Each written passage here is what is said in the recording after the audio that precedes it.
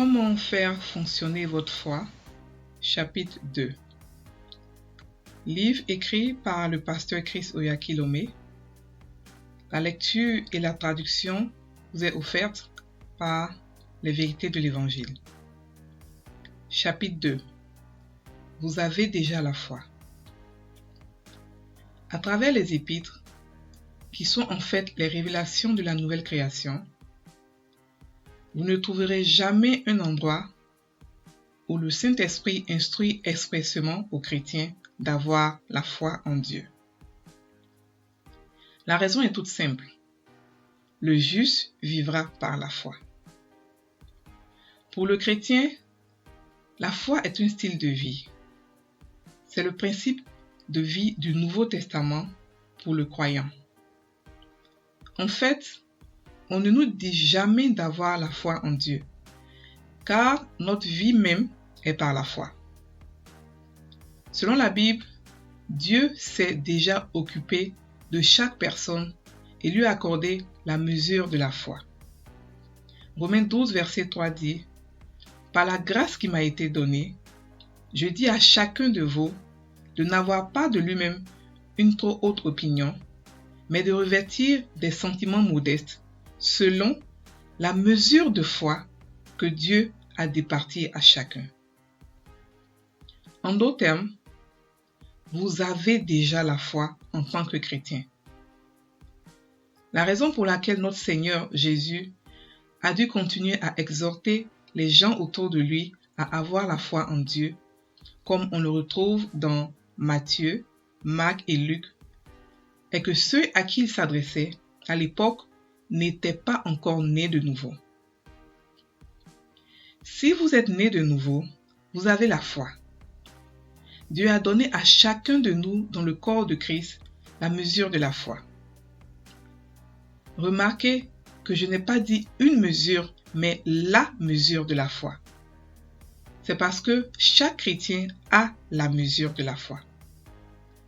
Nous avons la quantité exacte de foi dont nous avons besoin pour recevoir quoi que ce soit et effectuer tout changement dans nos vies. Ce que donc vous devez faire, c'est grandir votre mesure de la foi. La foi vous a été donnée en petite quantité. Comme je l'ai dit tout à l'heure, lorsque vous êtes né de nouveau, vous avez la foi. Dieu a transmis à votre esprit, pendant votre nouvelle naissance, la mesure de la foi. Cependant, cette mesure vous est donnée en petite quantité. Dieu ne vous donne pas une grande foi. Il vous donne juste un peu de foi pour vous permettre de la faire grandir vous-même. Il est de votre responsabilité de bâtir votre foi. La Bible parle d'une foi faible, d'une petite foi, d'une grande foi et d'une foi forte. Je vais traiter de cela plus en détail dans les 6e et 7e chapitres. Mais actuellement, le point que je veux que vous notiez est que vous avez déjà la foi. Le genre de foi de Dieu, c'est-à-dire la foi créatrice. Et cette foi vous est donnée en petite quantité initialement. Vous pouvez dire, « Oh, maintenant, j'ai découvert pourquoi ma foi n'a pas fonctionné. C'est parce que la foi que Dieu m'a donnée est très petite. » Avant d'aller plus loin avec cette pensée, permettez-moi de vous rappeler les paroles de Jésus dans Matthieu 17, verset 20. Il a dit, « Si vous aviez de la foi comme un grain de moutarde, vous direz à cette montagne, transporte-toi d'ici, et elle se transportera. Et rien ne vous sera impossible. » Fin du verset. En d'autres termes, avec votre foi, la petite mesure de foi que Dieu vous a donnée, vous devriez être capable de faire l'impossible. Vous avez en vous le pouvoir de tout faire. Vous pouvez effectuer des changements et contrôler les circonstances de la vie à votre convenance si seulement vous mettez votre foi au travail. Dieu vous a donné la quantité exacte de foi qu'il a mise à la disposition de tous. Il n'a jamais donné à quelqu'un une mesure inférieure à celle donnée à Jésus. Nous avons tous reçu la même mesure de la foi. Mais ce qui compte, c'est ce que nous en faisons. Vous pouvez être n'importe qui dans ce monde. Comprenez ceci. Vous pouvez avoir votre vie sous contrôle. Votre destin n'est entre les mains de personne. Vous pouvez aller où bon vous semble, avoir toutes les bonnes choses que vous désirez, vivre une vie surnaturelle de prospérité et être un succès complet. Comment? C'est en mettant votre foi à l'œuvre, car la foi fonctionne toujours. Pourquoi alors la foi de certaines personnes ne fonctionne-t-elle pas ou ne donne-t-elle pas aucun résultat? Est-ce le problème du péché? Le péché n'est pas le problème.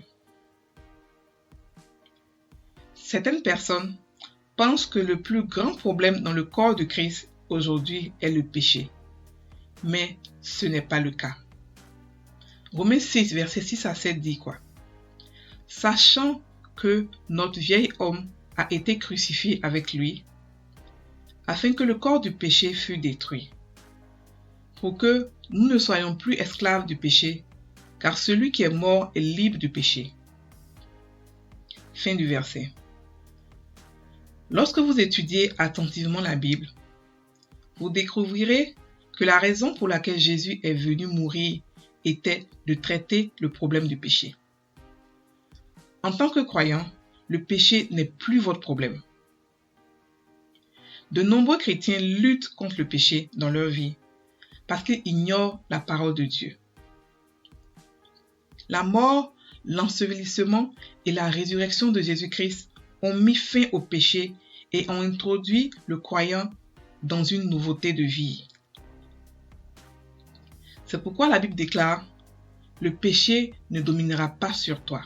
Romains 6, verset 14. Vous pouvez dire « Mais tel ou tel se dit chrétien et commet encore le péché. » Oui, il peut encore commettre un péché, mais voyez-vous, son problème n'est pas le péché qu'il commet, mais son ignorance. Le diable essaie parfois d'en profiter. Il utilise le thème du péché pour tromper les enfants de Dieu en leur faisant croire que la raison pour laquelle ils ne reçoivent pas de Dieu sont les péchés qu'ils commettent. Il leur fait croire qu'il y a certaines bénédictions qu'ils ne peuvent pas recevoir à cause de leurs péchés. Lorsque vous comprenez la nature et le caractère de Dieu, vous découvrirez qu'il ne répond pas à votre prière ou ne vous bénit pas parce que vous vivez correctement. Et il ne refuse pas non plus de vous bénir parce que vous ne l'êtes pas. En fait, vivre correctement est le désir de chaque enfant de Dieu. Car aucun vrai enfant de Dieu ne voudrait délibérément vivre dans le péché. Chaque enfant de Dieu désire sortir de tout ce qui n'est pas bien. C'est l'un des signes par lequel vous pouvez identifier un enfant de Dieu. Il est mal à l'aise avec le péché et ne veut pas continuer à le faire. C'est pourquoi, quand Dieu vous regarde, il ne voit pas votre imperfection. En ce qui le concerne, vous êtes saint, irréprochable et irrépréhensible à ses yeux. Colossiens 1, versets 21 à 22. Vous pouvez ne pas vous sentir juste ou saint tout le temps, mais c'est la vérité de la parole de Dieu à votre sujet. Votre problème n'est pas le péché. Vous devez comprendre cette vérité et la laisser pénétrer dans votre esprit. Sinon, il vous sera difficile de bâtir votre foi et de la faire fonctionner. Lorsque vous comprenez que Jésus est mort pour l'expiation totale du péché et qu'il vous a donné une nouvelle vie supérieure à Satan, le péché devient une chose du passé. Jésus a pris la responsabilité de payer la totalité de la peine pour vos péchés et crimes passés, présents et futurs. Vous êtes qualifiés pour le meilleur de Dieu. La Bible nous exhorte et nous dit d'être forts dans la grâce. 2 Timothée 2, verset 1 dit « Fortifie-toi dans la grâce qui est en Jésus-Christ ». Cela signifie que nous devrions profiter de la faveur imméritée de Dieu. Il nous a qualifiés lui-même pour être bénis. Ce ne sont pas par nos œuvres, mais par sa propre œuvre, à cause de nous et pour nous qu'il nous a qualifiés pour cet endroit spécial. En fait, c'est cela la grâce, et Paul l'apôtre nous encourage à en profiter. Dieu vous a qualifiés pour participer à l'héritage des saints dans la lumière. Colossiens 1, verset 12. En d'autres termes, vous êtes qualifiés pour recevoir le meilleur de Dieu, non pas à cause de vos propres œuvres de justice, mais par la grâce de Jésus-Christ. Certains chrétiens ont prié sans succès pendant de nombreuses années pour recevoir le Saint-Esprit et ont conclu que ce que les autres ont n'est pas authentique. Dans cette recherche du Saint-Esprit, ils prient tous les jours, demandent à Dieu de leur donner le Saint-Esprit. Mais malgré toutes leurs prières, ils ne l'ont toujours jamais reçu. Leur problème n'est pas la prière. Ce n'est pas non plus parce qu'ils n'ont pas la foi. Leur problème est qu'ils ne savent pas comment recevoir. Ils croient qu'ils vont recevoir le Saint-Esprit à cause de leur comportement ou de leurs œuvres. Ils se disent « Je suis saint. Je fais rarement quelque chose de mal. Pourtant, je n'ai pas reçu le Saint-Esprit malgré mes prières depuis de nombreuses années. » C'est de cette manière qu'ils se plaignent. D'un autre côté, un gars à l'air débraillé, avec des boucles d'oreilles, des tatouages, probablement drogué et peut-être aussi sous l'influence de l'alcool, à qui quelqu'un parle de l'évangile et accepte Jésus est né de nouveau. Juste après sa naissance, il reçoit le Saint-Esprit et commence à parler en langue. Ces autres personnes, alors qu'ils prient depuis des années pour recevoir le Saint-Esprit, peuvent trouver cela très confus et frustrant. Vous devez comprendre que recevoir de Dieu n'est pas selon les œuvres ou la manière dont nous nous comportons, mais selon sa grâce. Et cette grâce est en Jésus-Christ. Il nous a qualifiés pour recevoir le meilleur de Dieu. Alléluia. Pour que votre foi fonctionne, vous devez apprendre à ne pas faire confiance à vos capacités, à vos talents ou qualifications humaines, mais à Christ.